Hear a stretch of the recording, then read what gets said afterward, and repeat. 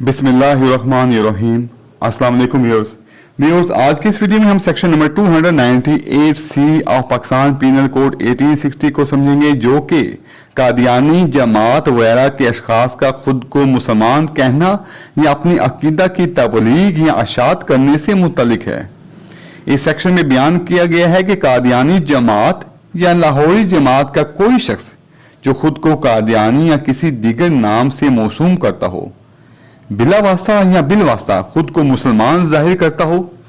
या अपनी अकीदा का बतौर इस्लाम के हवाला देता हो